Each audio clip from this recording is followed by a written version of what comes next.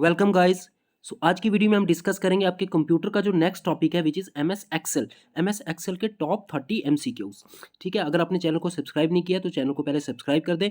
ठीक है, और अगर ये मॉक टेस्ट हमारा नंबर 7 है, इससे पहले हमने 6 मॉक टेस्ट पहले से अपलोड किए हैं टॉपिक वाइज कंप्यूटर के, तो आप जाके वो भी देख सकते हो। वो आपको हेल्प करेंगे वीएलडब्ल्यू के एग्जाम के लिए भी, और जो जेकेपीएसआई और एफएए का एग्जाम है उसमें भी। कंप्यूटर तो हर एक जो पोस्ट होती है उसमें उस कंप्यूटर का सिलेबस तो होता ही है। So question number first here is, when was the first version of MS Excel released. तो एमएस एक्सेल का फर्स्ट वर्जन कब आया था, इसका आपका आंसर हो जाएगा ए पार्ट 1985। 1985 इंपॉर्टेंट क्वेश्चन है ये। ठीक है, 1985 A part is your answer. Question number 2,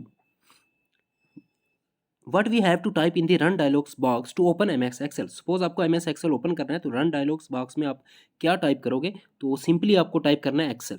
simply आपको क्या टाइप करना है, एक्सेल, तो आपका एम एस एक्सेल ओपन हो जाएगा। Question number third, how many sheets are there in Excel workbook by default. Suppose आपने एम एस एक्सेल ओपन किया है तो बाय डिफॉल्ट वहाँ पे कितनी शीट्स पहले से होती हैं, तो इसका आंसर आपका हो जाएगा 3।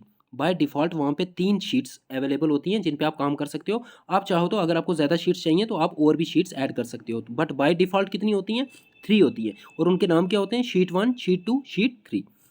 Question number 4, in Excel to create a new workbook shortcut key is. अगर आपको एक्सेल में एक न्यू वर्कबुक क्रिएट करनी है तो उसके लिए शॉर्टकट की क्या होगी, सिंपल है, ये हमने एम एस वर्ड में भी पढ़ा था। न्यू के लिए क्या है, कंट्रोल एन, कंट्रोल एन। सो सी पार्ट, देखो जो भी शॉर्टकट हमने पढ़े थे ना एम एस वर्ड में, एम एस वर्ड की वीडियो में, फॉर एग्जाम्पल कॉपी के लिए कंट्रोल सी, पेस्ट के लिए कंट्रोल वी, अनडू, रीडू, ये सारे वो सारे यहाँ भी एप्लीकेबल होंगे। जो एक्स्ट्रा होंगे वो हम डिस्कस करेंगे। ठीक है, question number 5, shortcut key to bring up search box. अगर आपको सर्च बॉक्स को लाना है तो उसके लिए शॉर्टकट की आपकी हो जाएगी shift plus F5, shift plus F5, that is C part is your answer. C part is your answer. Question, shortcut keys बहुत इंपॉर्टेंट है। ठीक है, ये M S Word, M S Excel, PowerPoint, तो इनकी शॉर्टकट कीज बहुत important है। इन पे क्वेश्चन हो सकता है शॉर्टकट की पे ही क्वेश्चन आएगा मुझे लगता है। Question number 6, to create a chart in Excel. Excel में अगर आपको चार्ट क्रिएट करना है तो डायरेक्ट आप जा सकते हो उस पर, F11 की को क्लिक करो आप, तो सीधा चार्ट पे जाओगे आप। ठीक है, अगर चार्ट आपको क्रिएट करना है तो F11 की इसका शॉर्टकट है। Question number 7, by default the cell content alignment is very important question. जो सेल पहले अगर आपने एम एस एक्सेल यूज़ किया तो आपको काफ़ी सारे क्वेश्चंस आपके लिए बहुत इजी हो जाएंगे। ठीक है, सेल आपको पता है क्या होगा, अगर नहीं किया यूज़ तो एम एस एक्सेल में क्या होता है, कॉलम्स होती हैं और रोज होती हैं, उनमें आप डाटा इंटर करते हैं। ठीक है, अब कॉलम और रोज जहाँ पे इंटरसेक्ट करती हैं वहाँ पे एक बॉक्स बनता है, उसी बॉक्स को हम सेल बोलते हैं। ठीक है, जो स्मॉलेस्ट यूनिट होती है। अब सेल में ये कह रहा है कि जो कंटेंट आप डालोगे उसकी अलाइनमेंट क्या होगी, डिफॉल्ट अलाइनमेंट क्या होती है। तो डिफॉल्ट अलाइनमेंट आपको याद रखनी है, टेक्स्ट की लेफ्ट होती है और नंबर्स की राइट होती है। That is B part is your answer. इसका क्या मीनिंग हुआ कि जब भी आप उसमें टेक्स्ट टाइप करोगे आप तो वो लेफ्ट साइड पे लिखे जाएगा, जब भी नंबर आप टाइप करोगे तो नंबर राइट साइड पे लिखे जाएगा। सो टेक्स्ट की लेफ्ट और नंबर्स की राइट अलाइनमेंट बाय डिफॉल्ट होती है। आप इसको चेंज भी कर सकते हो बट बाय डिफॉल्ट यही होती है।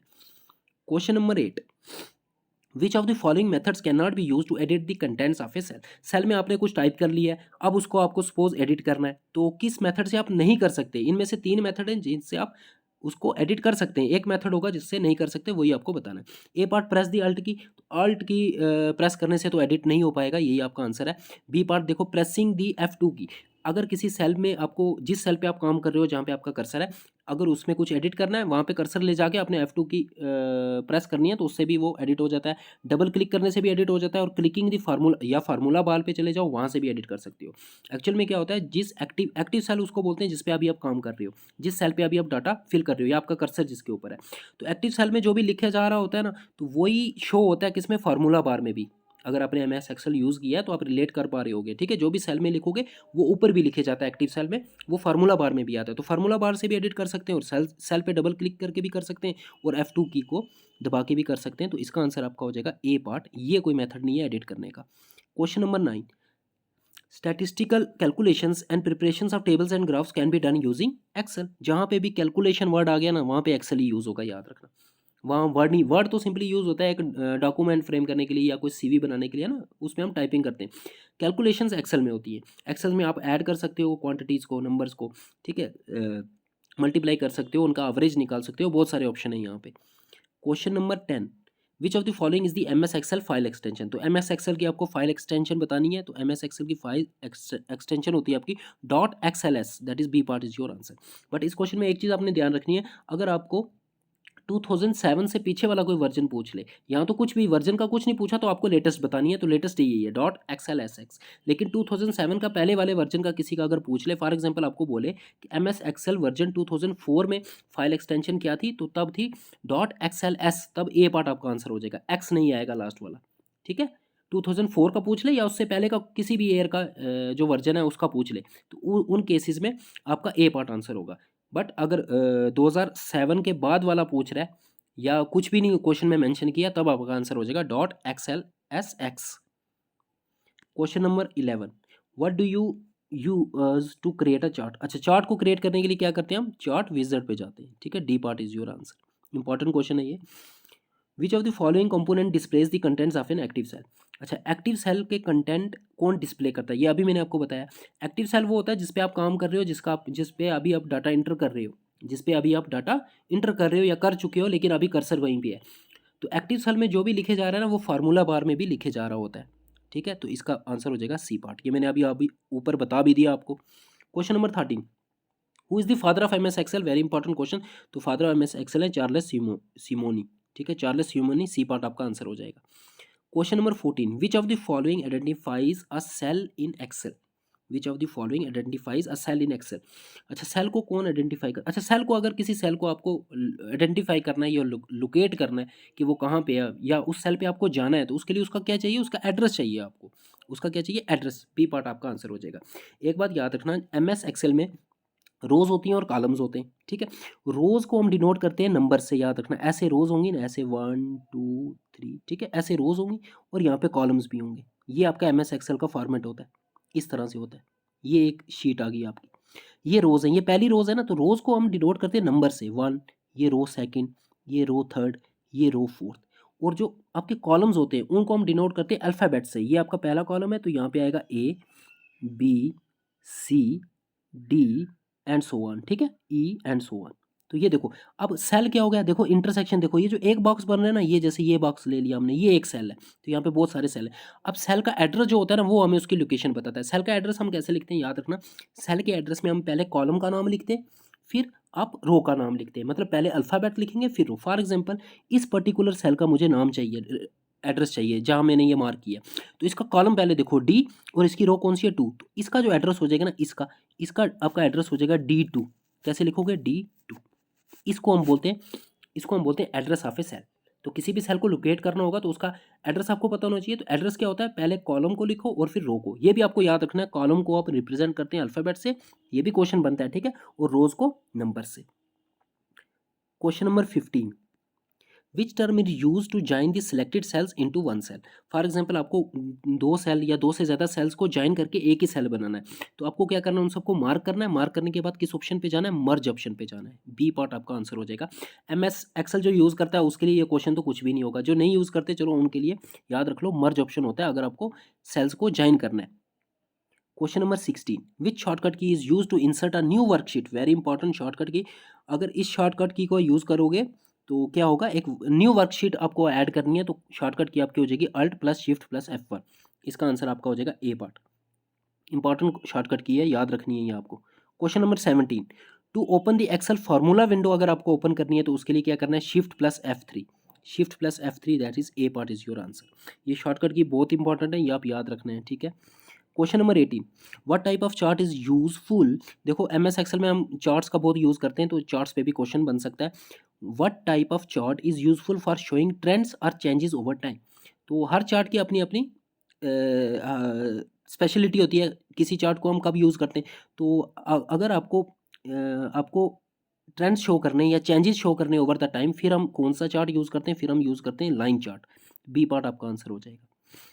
What type of chart is useful for comparing parts of a whole. तो अगर किसी होल पार्ट के पार्ट्स शो करने हैं आपको, तब हम यूज़ करते हैं पाई चार्ट। ए पार्ट आपका आंसर हो जाएगा। पाई चार्ट क्या होता है, एक सर्कुलर चार्ट होता है, इस तरह से सर्कल आपको पता है पूरा 360 डिग्री का होता है, तो ये 360 डिग्री रिप्रेजेंट करता है 100% को, किसको, आपकी पूरी क्वांटिटी को, 100% को। फिर इसको हम डिवाइड करते हैं छोटे छोटे पार्ट्स में ऐसे, तो वो देखो पूरे पार्ट का, पूरे होल का पार्ट्स हो जाए, पार्ट्स में उसको कन्वर्ट करते हैं, फिर कंपेयर करते हैं। सो इसका आंसर आपका हो जाएगा pie chart. Question number 20, smallest unit of worksheet. तो स्मॉलेस्ट यूनिट अभी मैंने आपको बताया cell. Question number 21, what is the maximum limit of rows in Excel, Excel में मैक्सिमम कितनी रोज हो सकती हैं, तो ये नंबर आपको याद रखना है। मैक्सिमम रोज हो सकती हैं इसमें 10,48,576, that is C part is your answer. अगर मैं नंबर ऑफ रोज और अगर नंबर ऑफ कॉलम्स की बात करूं तो मैक्सिमम नंबर ऑफ कॉलम्स जो एक्सेल में होते हैं वो होते हैं 16,384। तो ये मैक्सिमम नंबर ऑफ कॉलम्स इतने हो सकते हैं और मैक्सिमम नंबर ऑफ रोज इतनी हो सकती है। ठीक है, इतना डाटा बड़ी बड़ी जो कंपनीज होती है ना वो उनको ये भी कम पड़ जाता है। ठीक है, question number 22, which key is use to open go to dialogs box in M S Excel. M S Excel में अगर go to dialogs box open करना है आपको तो कौन सी की से वो होगा, वो आपका हो जाएगा F5 की से। ठीक है, F5 की गो टू हो गया कि अगर आपको किसी पर्टिकुलर सेल पे जाना है उसके लिए आप F5 क्लिक करोगे। क्वेश्चन नंबर फिर वहाँ पे सेल का एड्रेस डालोगे तो आप पहुँच जाओगे। Question number 23, maximum zoom size in M S Excel.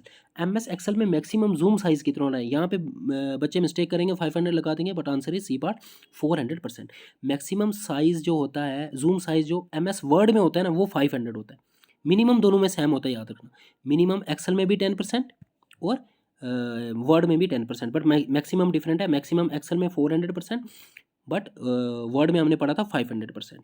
और जो डिफ़ॉल्ट जूम साइज़ होता है वो कितना होता है, डिफ़ॉल्ट 100% होता है। जब भी कोई एक्सेल सॉफ्टवेयर ओपन करोगे तो पहले से वहाँ पे जूम साइज़ कितना होगा, 100% होता है डिफ़ॉल्ट। डिफ़ॉल्ट भी याद रखना आपने। ठीक है, question number 24, default font size in Excel. अच्छा, एक्सेल में डिफ़ॉल्ट फ़ॉन्ट साइज़ पूछ रहा है तो ये उतना ही होता है जितना वर्ड में होता है, दैट इज़ 11 पॉइंट। वर्ड में हमने पढ़ा था डिफ़ॉल्ट जो फ़ॉन्ट साइज़ होता है वो कितना होता है, 11 पॉइंट। ये आपको याद रखना है। अच्छा, अगर मैं आपको पूछूं कि मैक्सिमम कितना होता है, मैक्सिमम भी मैंने वहाँ पे बताया था। मैक्सिमम फ़ॉन्ट साइज़ जो आप अप्लाई कर सकते हो वो होता है 1638 पॉइंट्स। और मिनिमम कितना होता है, मिनिमम आप अप्लाई कर सकते हो 1 पॉइंट। और वहाँ पे जो अवेलेबल होता है, जो डिफ़ॉल्ट में होता है वो होता है 8 से लेकर 72 तक। और पहले से कितना होता है, 11 पॉइंट। जैसे ही आप वर्ड या एक्सेल खोलोगे ना तो पहले जो साइज़ वहाँ पे सेट होगा ना उसी को डिफ़ॉल्ट बोलते हैं ना, वो 11 पॉइंट होता है। ऑप्शन आपके पास 8 से लेकर 72 तक होते हैं, लेकिन इसका मतलब ये नहीं कि मैक्सिमम 72 और मिनिमम 8। मिनिमम आप 1 पॉइंट पे भी साइज़ पे जा सकते हो। वहाँ पे जाके आपको क्लिक करके वहाँ पे फिर टाइप करना पड़ेगा 1।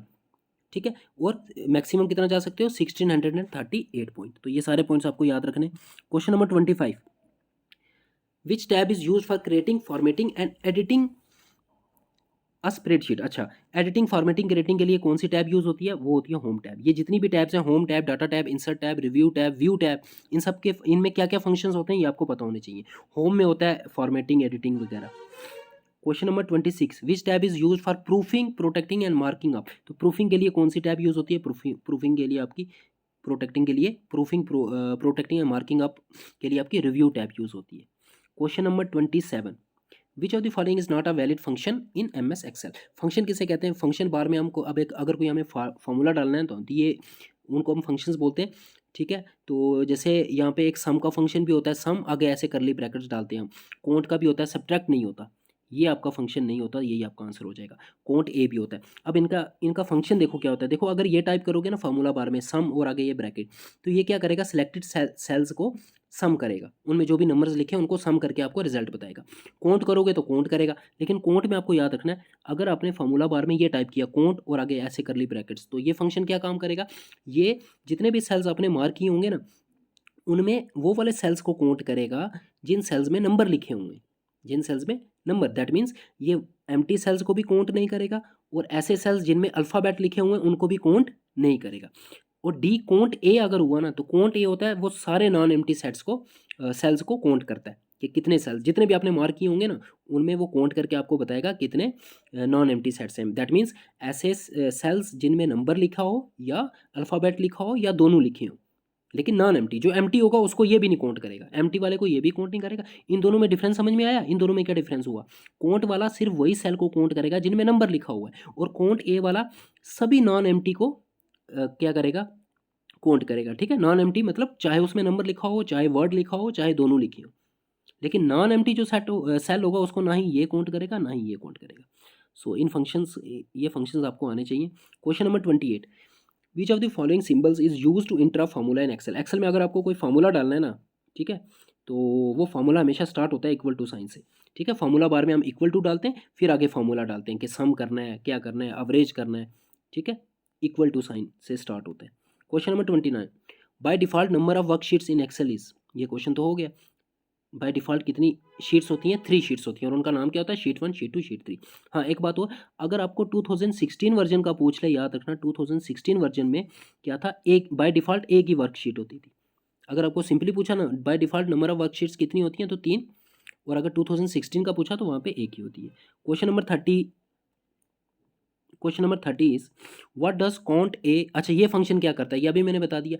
काउंट ए काउंट करता है आपको जितने भी सेल्स आपने मार्क किए होंगे ना, और आप फिर काउंट ए पे जाओगे, ये क्लिक करोगे तो ये टाइप करोगे तो वो जितने भी मार्क्ड सेल होंगे उनमें से किनको काउंट करेगा? जो नॉन एम्प्टी होंगे। दैट मीन्स जिनमें या तो नंबर्स लिखा हो या वर्ड्स, या नंबर वर्ड्स दोनों लिखे हों, लेकिन एम्प्टी वाले को वो ये काउंट नहीं करता।